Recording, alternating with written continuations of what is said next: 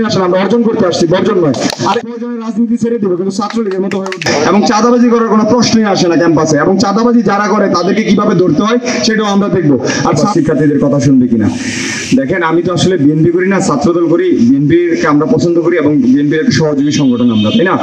তো সেই জায়গায় এই চট্টগ্রাম বিশ্ববিদ্যালয়ে যে আমাকে ছাত্র সংসদে নির্বাচিত করবে, সেটা তো আমাকে বিএনপি নির্বাচিত করছে না বা ছাত্রদল নির্বাচিত করছে না, তারা আমাকে মনোনীত করছে। কিন্তু নির্বাচিত করবে কারা? শিক্ষার্থীরা।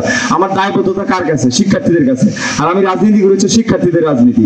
তো মূলত এই জায়গায় শিক্ষার্থীদের কাছে আমাদের সবচেয়ে বেশি দায়বদ্ধতা, এবং যেহেতু তাদের ভোটে আমি ইলেকশন হবো, তাদের কথাই হবে আমার কাজ।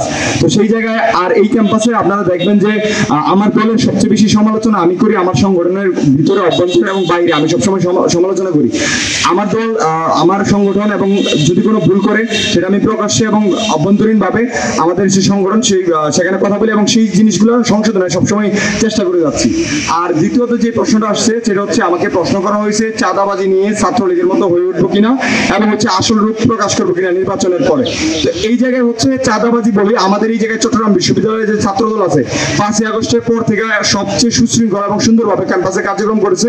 আমি নিজজনের টিউশনি করেছিল, এবং আমি ইলেক্টেড হওয়ার পরে আমার আয়ের মাধ্যম কি এটাও সবাই জানবে। তো সেই জায়গায় চাঁদাবাজি করা বা ক্যাম্পাসে যদি কোনো জায়গায় দেখে, আমি চাই যে আমাকে জবাব দিয়ে তারা আওতায় আনা হোক, এবং চাঁদাবাজি করার কোনো প্রশ্নই আসে না ক্যাম্পাসে, এবং চাঁদাবাজি যারা করে তাদেরকে কিভাবে ধরতে হয় সেটাও আমরা দেখবো।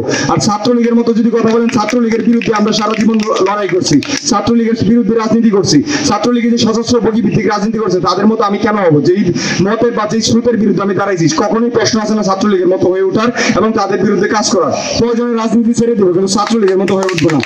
আর একটা বিষয় হচ্ছে, আপনারা আপনাদের আসলে নির্বাচনের পরে প্রকাশ করবো না, প্রশ্নই আসে না নির্বাচনের পরে এবং আগে। আমরা শিক্ষার জন্য কাজ করবো। আমার সংগঠন কখনো এই ধরনের কাজ করে না, যে করেনি অতীত। আমরা সর্বোচ্চ নির্যাতিত এবং নিপীড়িত হয়েছি, এবং আমাদের সুযোগ আছে, এবং সবার সামনে আমাদেরকে মেলে ধরো, সেই সুযোগ আমি নষ্ট করতে চাই না।